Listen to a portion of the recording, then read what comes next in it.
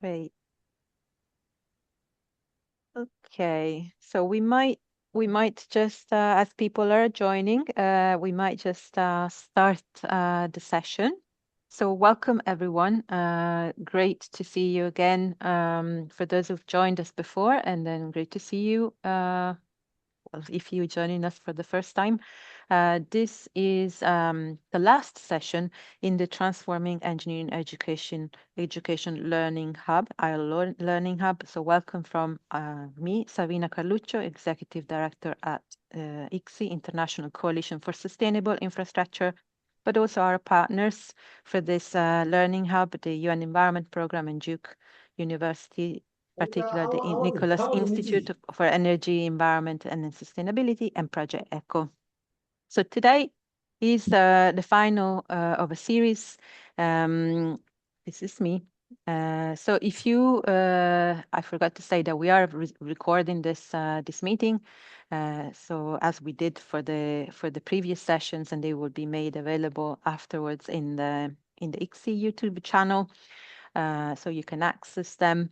And it would be great if you could tell us who you are, introduce yourselves in the chat, and tell us where you're joining us today.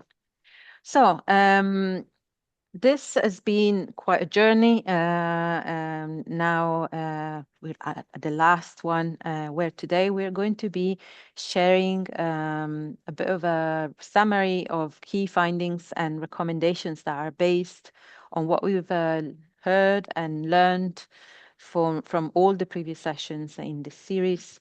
The format today is slightly different. We still have a couple of presentations, case study presentations, one from Daniel Hornet from WWF US, and then one from Henry Gavin from Duke University. So we'll hear from them. And today we will have a longer breakouts discussion, because we want to get really your input and feedback and views on what we've identified as working set of findings and recommendations. And we also want to discuss with you your thoughts on where we might go next, after this series is over, and we have an output, and we share with everyone what we've learned, what might we go from here to just make sure that we share the findings and the learning with others, but also we continue working together in the future. So next slide, please. This, as I said at the start, is part of a series. I am really pleased to see so many of you coming back time and time again. It does speak for the usefulness, I hope, of this series, and spending your time on something that hopefully you find valuable and interesting. So as for other webinar series, it would be great, particularly in the breakout discussion, if you could keep your camera on, and please, particularly for this session where we really do want to get some discussion, some feedback, please, yeah, be active and interactive with us. As I said, this is kind of the output, that no need for further introduction. And finally, for those of you who have attended over 75% of the sessions so far, we will issue a certificate of participation after this final session. Next, please. So this is for people who might be in the room who need translation or caption, rather than translation is captions. We've gone through this before, so hopefully you're now able to change captions to your own language if you need to. But if you need any further assistance, my colleagues will be helping you in the chat. As I said, it's the final of a series. I can't believe it's the seventh session, but it's gone really fast. And today we are focusing on the learning and the output. So now on to the case studies presentations, because I do want to leave quite a bit of time for discussion. So Daniel was actually one of those who participated to quite a lot of those sessions. In the past, he's a senior program officer at Sustainable Infrastructure Division at WWF. Let me just tell you a little bit more about Daniel, who unfortunately cannot be here today because he had a previous commitment, but he sent us a recording of his presentation. But we thought it was important to get his case study actually shared with us. He did mention this case study in particular in previous conversations, and we thought that would be a great one to share. Also because it's from a different geography, different context, so we thought it was actually quite valuable. Just a little bit on Daniel. He's a civil engineer and a project manager with extensive experience working with public and private infrastructure developers to apply engineering standards and environmental conservation policies throughout the project development cycle, from land use permitting to environmental impact review to construction. So Daniel kindly sent us his presentation, and maybe we can just get this started.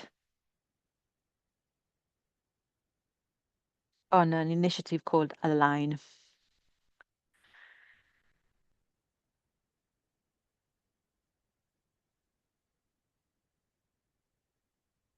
Okay. If Daniel is speaking, we can't hear Gemma. Oh, give me 1 second. Yeah.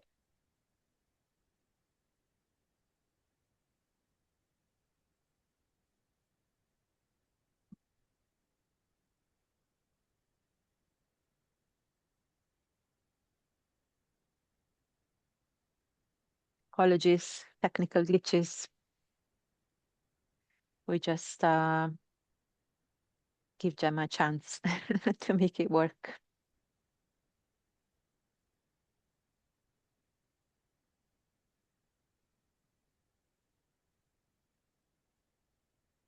Let me know if you can hear it now.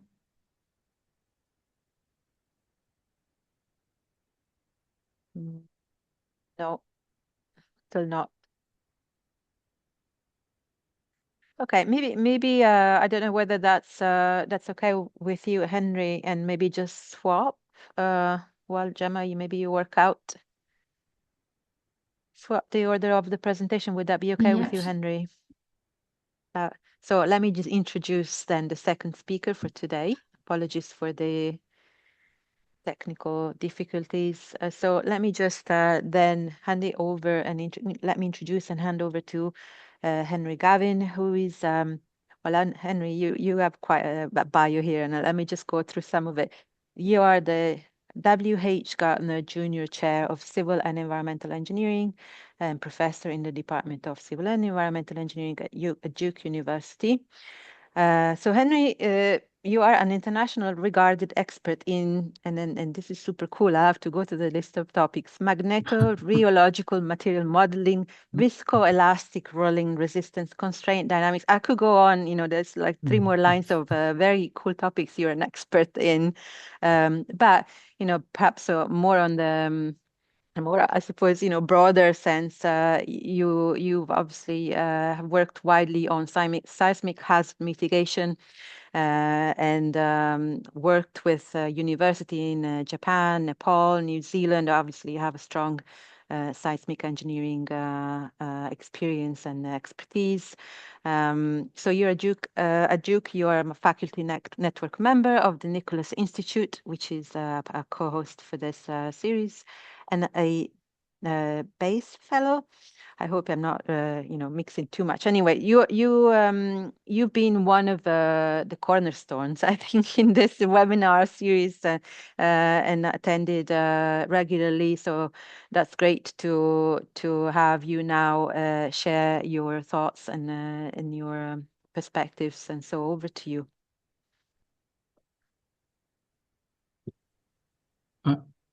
Thank you so much, Savina. It's great to be asked to have a chance to present some of our recent work in developing curricula in the area of sustainable engineering and climate response engineering. So I want to talk today a little bit about the path that we took to thinking about master's degree curriculum, the path to get that approved, which we were quite nervous about when we started because of the rumored difficulties of getting these curricular programs approved by universities, and what we ended up with in the curriculum. And also, I'd like to talk about the jobscape. The jobscape is what attracts applicants. Of course, we want to have lots of applicants and great students in our program. And being able to communicate the jobscape is extremely motivating, I think, for students. Of course, the topic is motivating by itself. But to know that they can do something that is aligned with their values and do well by working in an area that's aligned with their values is maybe comes out as a surprise to some people. They think that, if they're going to do well, then they may have to make some compromises. And we're showing that that's not necessarily the case. So I'm going to open my presentation and share the screen. Um, okay, 1, 2, 3, share.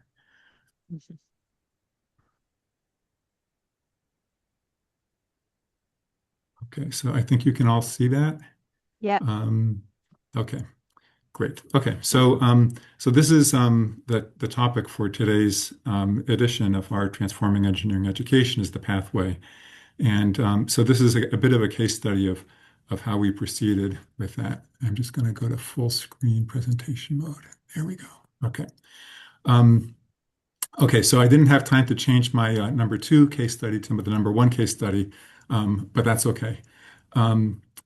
We have a Master's of Engineering program, which is a degree in the Master's of Engineering that has many sub areas in it that are all considered tracks within the same degree program. The reason I'm mentioning this technicality is that it makes it very easy for the school to introduce new engineering tracks within the Masters of Engineering program because we don't need to get a degree approval at the university level. We can generate these tracks and stand them up and set them down in a much more nimble way. So instead of maybe a 2 or 3 year process, we could hopefully do this in a 1 or 2 year process, which was our hope. Nevertheless, there's still a famously rigorous board that we need to move through internally in order to have our plans approved. So in order to make as strong a pitch as we could, we wanted to make sure that our assertions were properly referenced, that we had good information from the people who really matter in this space, which is professionals who work in the space, and they can talk about the future of the field. They can talk about the current need for employees. And so we carried out a bit of a market analysis, what the needs are, what the jobs are, what other programs were. So this is from a few years ago when we were doing this, but this has since been updated with our own current industrial advisory board, who meets with us a couple of times a year. So these are the topics I want to discuss today, and I'll try to finish in the next 6 to 8 minutes. Okay, so we did a lot of interviews with industry. This is a subset of this, and I'm not going to give you enough time to read it all.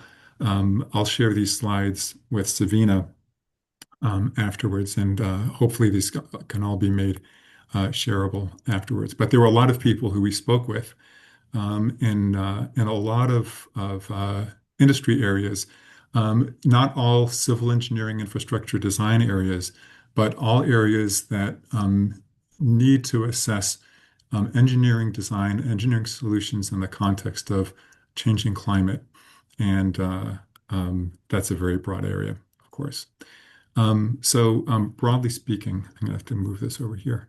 Broadly speaking, what we heard was that engineering solutions is more than climate science, and that a holistic systems approach is more than focusing on specific industries. And there are multiple stakeholders who need to be engaged in developing solutions. and this requires fundamentals in business and leadership skills. Nothing that I'm saying here is new to attendees of this series. These are themes that we've heard consistently all along. I wanted to get some compelling quotes in developing the case for the degree program. So quotes like, "This is the Facebook, Amazon, Google IT jobs of the previous decade," that should speak a lot to students who are thinking about careers to move into. The best tailwinds of their career, pushing for decarbonization over the next 10 to 20 years, 30 years maybe. This is the career lifespan of people who are getting out of college now. And these are jobs that are going to be reliable for decades to come. So kind of collating a lot of information into a little bit of small font text here. Um, there are such broad issues that need to be combined into the teams that work on sustainability and climate response and sustainable infrastructure areas. The business, the regulatory scape, technical aspects, of course, but they're all interwoven with the community level and stakeholder engagement that really distinguishes a solution that's beneficial for everyone rather than maybe just the client or the paying stakeholder. So there are economical and technical decisions that need to be made. These are multidisciplinary problems that need a broad perspective. And our engineering degree programs in civil and environmental engineering, just that phrase itself indicates a level of a siloed nature in our curricula. Are you a civil engineer or an environmental engineer? Maybe there's a way to break these silos down and combine things so that individuals themselves can have that broader perspective within their own skill set. Energy management is uh, um, are making claims about their targets for net zero, but already we're seeing people who claim net zero or to receive or to achieve a certain percentage of achievement towards their net zero goal by 2030 are pushing that off and saying, well, we'll just get rid of the intermediate goal and just aim for the full net zero by 2040. But it's hard to do that without really getting into the weeds. I really like this last line, this combination of multiple comments here, but that the need for greater humility, empathy, and self-awareness in engineers is really what's needed in order for productive engagement with all of the stakeholders that are involved in problems. So this is a few years ago, but we looked at a number of other master's programs in the climate sustainability engineering areas. A lot of them had a strong theme towards sustainability and systems engineering. Some had some climate mitigation, like carbon capture, renewable energy, but programs that were strong in climate adaptation were mostly absent. So we saw that as an area that we could perhaps provide a unique or a more unique contribution in. I should also say that the setting for us, very fortunately, is very supportive across the entire university. Duke has made a very strong climate commitment, and I know that Liz has brought this up in previous meetings of this group. It's across education, research, engagement, campus operations, aims of having high level of climate and sustainability levels of literacy among all of the students and faculty in the school, and to do this in a very cross or interdisciplinary fashion. So one of the hallmarks of this that Liz's program and the program that I'm connected with are collaborating is in the area called a design climate, which is a two-semester sequence of opportunity for students to identify a stakeholder provided design problem, design challenge that students work on over a two semester sequence. Um, so here's a bold graphic indicating how the number of Indeed jobs has evolved over since 2021, so maybe mid-pandemic, to pretty much the current state. Civil engineering jobs are recession-proof, and the ability for civil and infrastructure engineering jobs to shift between infrastructure maintenance and operations and infrastructure design really allows them to provide much more stability over these strong economic transitions. A few other slides here on the U.S. energy employment report. New construction is the main one. Manufacturing and business services are also very strong. And looking at the growth in renewable energy over the last decade or so shows a steady and consistent trend. Okay, so we took all of this and we put together a curriculum that has a number of core courses and then a number of electives that we are rolling off out in a 3-semester sequence, which also involves the requirement of an internship in the summer. This internship requirement is something that many of the Masters of Engineering programs in our engineering school are finding difficult to satisfy for their students. It's kind of like an unfunded mandate where we're requiring students to achieve something, but without really giving them the framework or the scaffolding to do that. They need to find these internships themselves. And our students are all very successful in that. Not only were they successful to find internships last summer, that was our first cohort going through their internship last summer, but their employers are retaining them during the school year so that they can continue working going forward. So we're finding that the placements and the internships that our students are finding are plentiful and strong, and we think that's another very strong factor in recruiting students into our program. So that's my presentation, and I will stop my screen share, and I think there might be some time for questions if there are any. Thank you, Henry. Yeah, I'll take questions for you because the other presentation might not work. We will try later. Is anyone any questions for the presentation? Any comments? If you want to put in the chat or raise your hand, that's okay. Savina, I have a question for Henry. Please. Yeah. Thanks, Henry. I have been watching this from the side, and that was actually very helpful to see the whole evolution.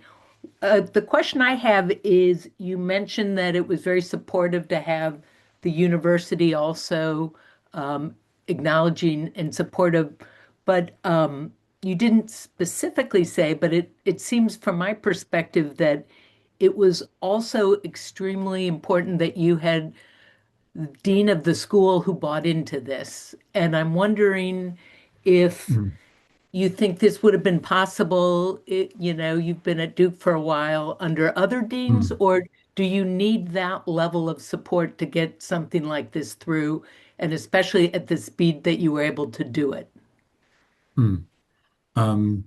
Thanks, Liz. Yes, I should definitely give a lot of props to Dean Jerry Lynch, who considers this one of his great priorities of his term as dean in the engineering school.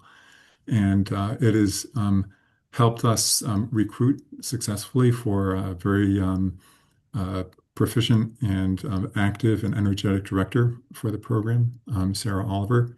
And he brings this up to our board of visitors. And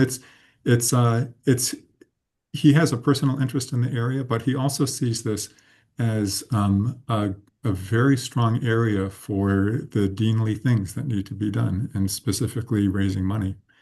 The members of our Board of Visitors and our alumni and other people who are recruited for development gifts uniformly see this as a priority for the century.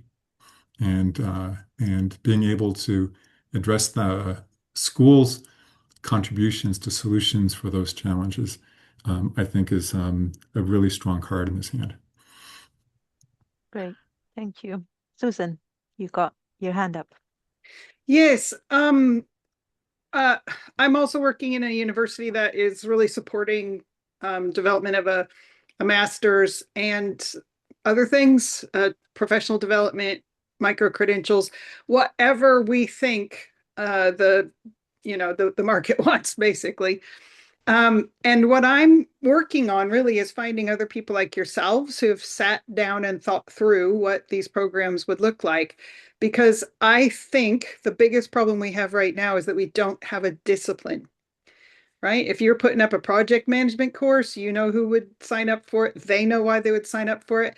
And as long as we are going independently as independent universities trying to build a new thing or a novel thing, then we'll have a bunch of novel things. And that is not the way to really meet the needs right now. So if we could, we found each other through this, this is great. But if we could commit to, kind of having a roundtable discussion, I think we'd find that we're all a lot on the same page. And I think that naming the discipline, naming the topics, making sure we have consistency, and maybe coming together around a textbook that's got to be the next step. Thank you. Totally Great that you're for it. already on next steps. That's great. Thank you, Susan. Any other question? Actually, I do have a question for you, Henry. I mean, one of the things, and this is in the narrative of the findings, or kind of the summary of what we've learned in this series, is that yes, there is the content aspect and the challenges of what we call it, and we don't really make it feel like something different and so forth that you've just brought up, Susan. But it's also the almost like a resistance to change. The people, existing faculty, finding it a bit difficult to maybe new topics, new ways of teaching and so forth. I was wondering, and Henry, anything you would like to share on your own experience, how you actually overcome this? So, I suppose the human barriers to implementing this. Yeah, thanks. I think about this a lot. I think about the profile of the profession. I think about the profile of what we're trying to do as a profession in the context of recruiting undergraduate students who maybe would latch on to the topic of the need for climate solutions in an engineering context, in a broader context than engineering, in a context that involves engineering, but also many other disciplines. And um, and I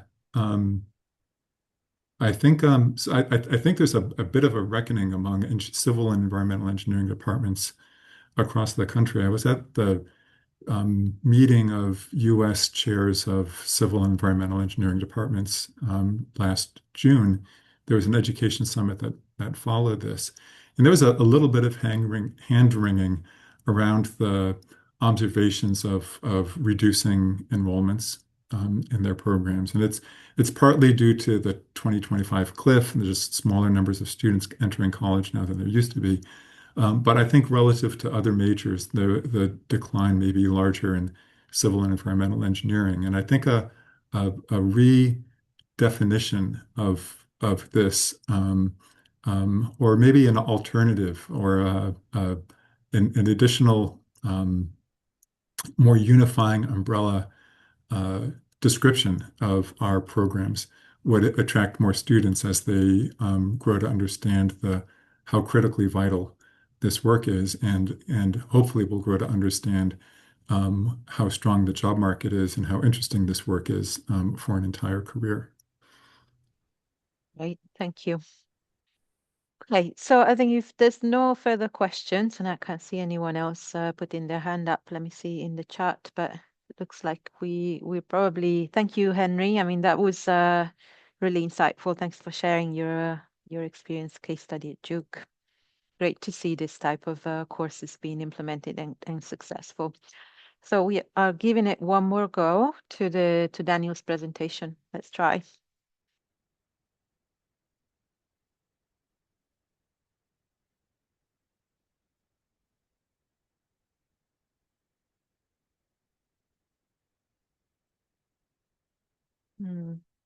No, no, I don't think we can, Gemma. Unfortunately, we I'm might going to try sh- one more thing from my side, and then if we can't make it work, we can move on.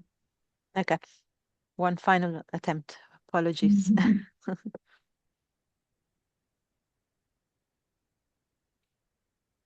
It'd be a shame not to hear his presentation. So let's see. And with long-term resilience. Yeah, Yeah, we you can. Okay, I'll stop having any. Okay, great. Thanks so much for inviting WWF to participate in the series on transforming engineering education and to present this case study.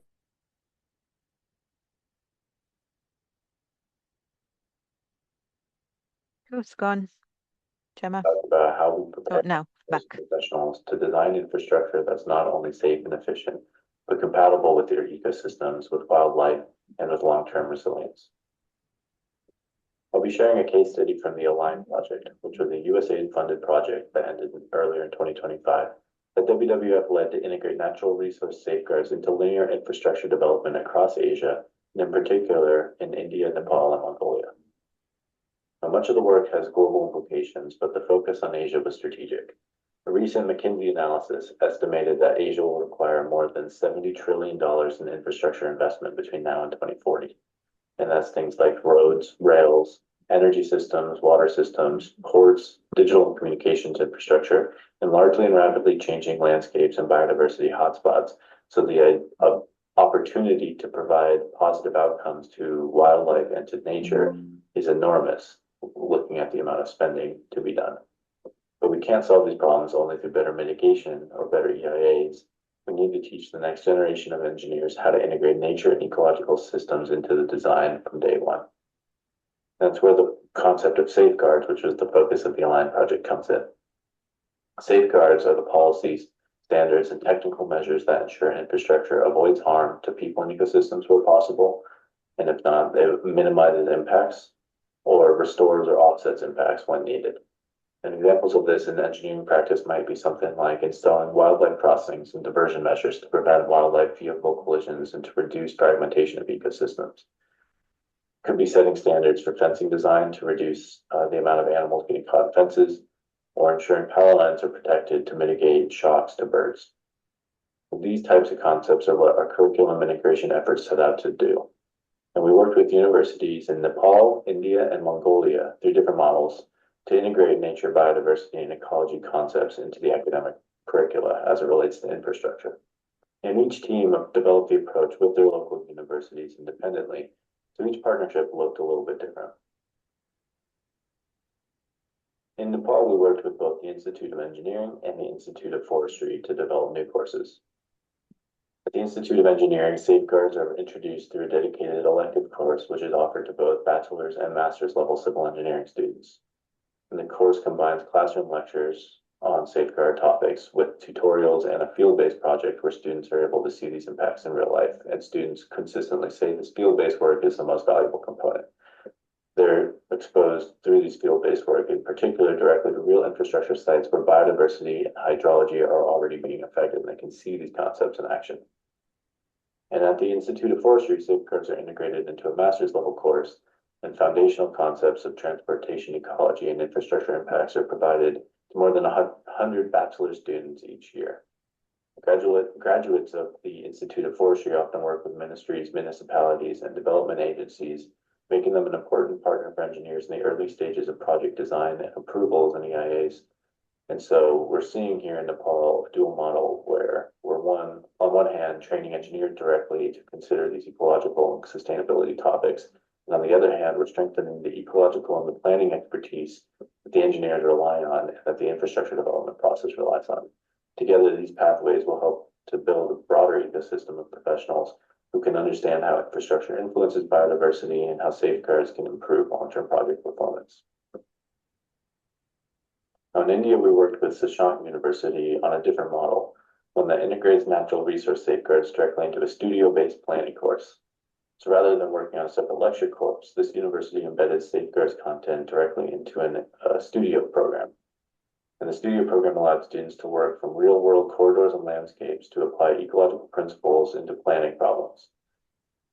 One of the most meaningful additions of this program was the use of cumulative impact assessments where students were able to move beyond the project-by-project thinking and consider landscape scale impacts, which is essential for linear infrastructure in particular. Students learn to use GIS and remote sensing to do baseline ecological analysis to identify things like wildlife movement areas, habitat conflict hotspots, hydrological constraints to linear infrastructure, and then they translated that information into nature-sensitive design proposals, not just in theory, but through maps and drawings and planning scenarios and things like building dioramas. An important part of this model was the interdisciplinary studio environment, where the bachelor's and master's level students work together.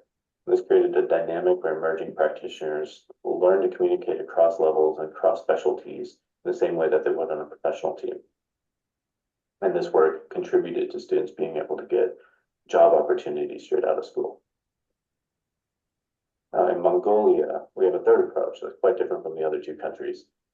At the National University of Mongolia, our team worked with the university professor to integrate safeguard content, not just into a single course, but to distribute it across 10 courses through the School of Ecology, spanning bachelor's and master's level work. So students in this model receive small focused courses, like one day at a time, on linear infrastructure throughout their academic programs, which gradually builds an understanding in their ecology or biodiversity work, so that they have an understanding on safeguards by graduation that is really complete. And this model has already influenced student research based on just these little tidbits of what linear infrastructure does to ecology or to biology. Several students have already chose to focus their thesis work on infrastructure impacts. Things like bear movement near rail corridors or gazelle mortality along highways. And it shows that these small curricular changes are opening up the student opportunities to what kinds of research might be an opportunity and what kind of careers might be an opportunity.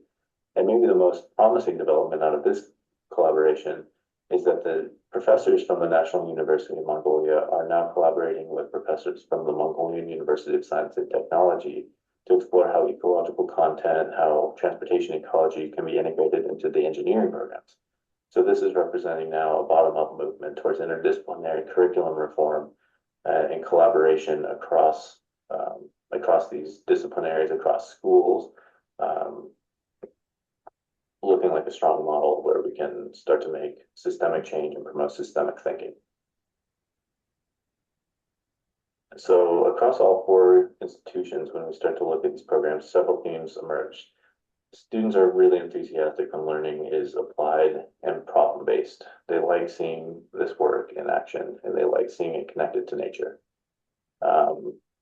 Faculty capacity is a huge thing to overcome. There's not a lot of faculty out there that has the capacity to teach both the engineering and the ecology technical components. So we need to build the capacity and provide training to professors on both sides. There's a shortage of locally relevant teaching materials in all three countries that we've been talking about today. And the students have consistently provided feedback that fieldwork and studio projects really provide improved learning outcomes, improved engagement with the material. They can see it in action, and it provides real world impacts. And sustainability improves sustainability of the curricula when the curricular reform is linked to policy, research, and the employer demand. And students are seeing that these skills are helpful in their careers. They're seeing it as an opportunity to provide positive feedback to the world. And by connecting and facilitating collaboration, we've been able to introduce these topics into existing programs. So I hope that this provides some interesting ideas about how this work might be done, how we might transform engineering education towards sustainability. And if you have any questions about these programs in particular or about our work at all, I hope that you would please reach out to me. I'll share some additional resources with the ICSE team. And I look forward to connecting with you all after this and hearing any questions. Thank you very much. Bye. Great. I'm glad that we managed to hear his presentation. Amazing. Very, really, really good. And so many different approaches, right? And it's good to see all of these different approaches being implemented and tested. And I think, this kind of the type of learning that we are hoping to get from this series. So I hope, well, I will pass on our thanks to Daniel. And then if you do have any questions, we can put you in touch, and we can also share resources that he might share with us. So next, I don't think we can do Q&A without Daniel. So we will just move on to the next part of this session, which is we want to share with you kind of playback, I suppose, what it is that we have heard in this series, and to get some input from you. I guess at this point, the type of input that we want is quite high level. So I'll just go through high level sort of the structure of the report, some kind of narrative that we want to bring, and then some recommendations, and then we'll break out twice to discuss specifically the recommendation and get some sort of first reaction to what we will share with you. And this is only just going to be quite high level, but there will be opportunities if you are willing to receive a draft of the output and then provide more detailed and feedback with more time to consider. And we would be super pleased to kind of add you as contributor, reviewer of the paper, and we're also planning to list all participants to the webinar series as in an annex, unless you would like to opt out. But as a minimum, we want to list the participants, but we also want to offer, really is up for offer to get a little bit more involved in reviewing the output draft, which should be available, I think, early next year, January time, January, February, probably. So this is the structure of this paper. So this is not an academic paper. This is a paper that is meant to capture the experience, I guess, of this learning hub, to capture the insights and the ideas that were discussed alongside specific case studies like the one shared by Daniel, the Align, so that we can put it out there for others to use and to learn from.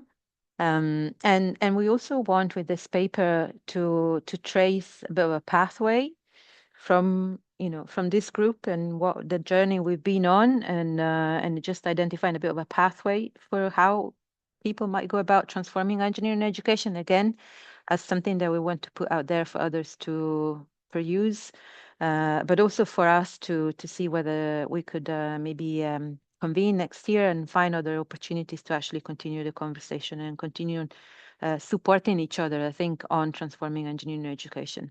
So next, so these are findings. I suppose I call it findings, but it's more kind of the narrative of the story, I guess, we've heard throughout the series.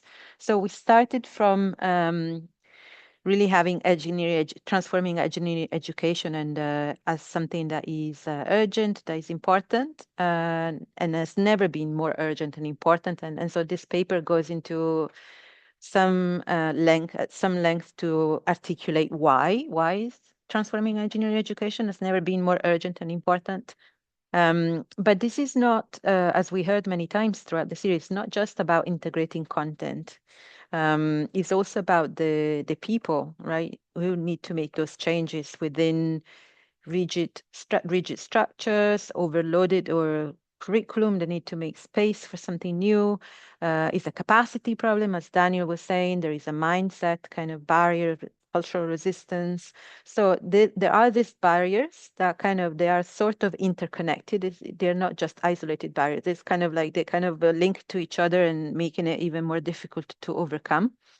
But I guess having discussed and also having identified barriers, at least it gives us a little bit of starting point to try and see whether we might want to focus our efforts, right?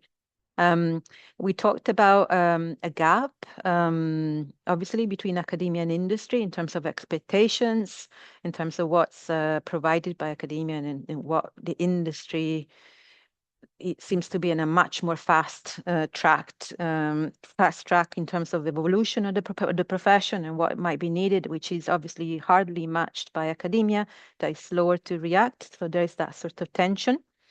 But also, I think is an important point that we raised many times is and also Henry, you mentioned this, is the kind of the expectation of the young people coming into education, and then they want to actually come into this. They're quite enthusiastic about starting careers in sustainability, in climate, and the expectation that the job market will then offer that sort of mission-oriented career, right? That they can just get that sense of purpose. So the topic areas, and this is a linking probably to what Susan was saying, are we actually trying to teach similar topics? Are we calling it something different? Is this like a discipline that needs to be called in a certain way and so forth? But the one thing that came up really strongly and comes up time and time again is the fact that all of these topic areas that are emerging require system thinking, mindset, and integration across the curriculum rather than perpetuating that sort of siloed teaching and siloed disciplines. So new teaching and learning approaches are emerging. So Daniel and Henry today gave us a couple of examples. They're being experimented, they're being trialed, but I guess the reality that's currently being done quite in pocket, and then there is so much scope for increased collaboration, increased sharing of knowledge and lessons learned, which is really the point of this ISLE hub, and try and come together and go further together. And then the point of actually this cannot just be an academic play. It's not all on academia, and so a much more intentional and frequent engagement with industry, and reimagining a little bit like the role of industry in academic education to bring those real world problems. So it's not just coming with a demand for skills, but that serve the job market, but also kind of coming in rather than a downstream employer as someone who's actually then more embedded in the education, make it more practical, more real world oriented, and kind of trying and by bringing those problems to students, help them embed that system thinking that is required. And then finally, the kind of point on collaboration on to kind of scale that up and accelerate. So that's the narrative of the report. But the report is obviously then going into more detail in all of this sort of topics, and it's sharing examples that you've also been through the presenters, through the discussions. So we've been collecting all of those case studies and created a long list of case studies and examples that will be included in the report to bring it to life, to make it more useful. So now, all of this has been sort of synthesized in recommendations that, again, have been pulled together by consolidating and analyzing all the different discussions that we've had throughout the series. And there are 5. And I'd like to maybe focus on the first 3. I'll read them all 5, and then we'll focus on the first 3, and then we will go into breakout sessions where we will look at those recommendations and what they entail, and then give you an opportunity to react and then tell us what you think, if there's anything missing, if that resonates, etc. So the first recommendation is the need to establish a foundation for this transformation. So there is some of these recommendations are quite high level on creating a vision, creating the recognition of the engineering profession, that there might be something missing there, but this is kind of our initial sort of set of key points, say, that kind of supported that recommendation. So there is the role of engineering that is evolving, the need to articulate that clear vision, and so that kind of becoming a core purpose of engineering programs as they evolve, aligning the institutional strategies and accreditation expectation with the vision. And then we're going into something that is a bit more pragmatic, which is holistic program level redesign rather than isolated courses. We've seen some examples from Daniel just now. Creating cross-faculty governance structures, steering groups, committees, working groups, and so ways that kind of faculty can start coming together and breaking silos to just between disciplines and between teaching and departments. So next is building that faculty capacity. Again, we've heard it time and time again from Daniel just most recently. His first point was building faculty capacity. What do they need? Do we need professional development? What topic? The pedagogy? What is it needed, in terms of to build that capacity? The need for providing resources and time and recognition, I guess, and support from the leadership. We heard it from Henry. And then peer learning networks, I guess, as the one that we are testing now in the aisle, to help people just to come together and address challenges. And then partnership and mentoring between institutions, perhaps from universities that have got more mature curricula and can mentor universities that are actually at the start of the journey. Next is embedding new learning approaches and curriculum redesign. There are many different options and approaches. We've seen a few now. The system thinking as a recurring thread throughout, and this is something that obviously is a strong message. We've heard in the last session about the importance of challenge-based, experiential and real-world learning, and that's where industry can really help. And so forth. I don't want to go through all of this because we will have time in the breakout. I don't want to take any more time.